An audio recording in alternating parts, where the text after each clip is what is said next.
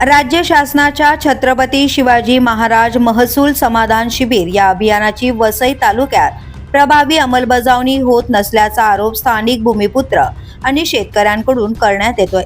या पार्श्वभूमीवर प्रशासनाच्या विरोधात आक्रमक पवित्रा घेत बुधवारी 18 मार्च रोजी तहसीलदार कार्यालयावर धडक मोर्चा काढण्याचा इशारा देण्यात आला आहे।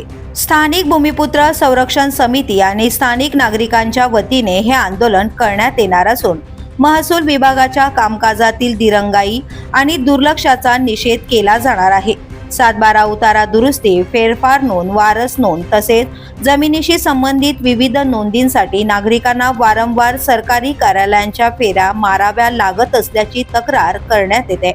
अनेक अर्ज दीर्घकाळ प्रलंबित असून सामान्य नागरिकांना जाणीवपूर्वक वेठीस धरले जात असल्याची भावना व्यक्त होते।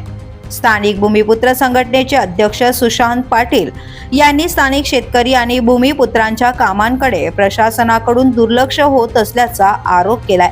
सरकारने महसूल प्रश्न जागेवरच निकाली काढण्यासाठी छत्रपती शिवाजी महाराज महसूल समाधान शिबिर ही योजना सुरू केली असली तरी वसई तालुक्यात या योजनेचा पुरेसा प्रसार झाला नसल्याचंही सांगण्यात येत आहे।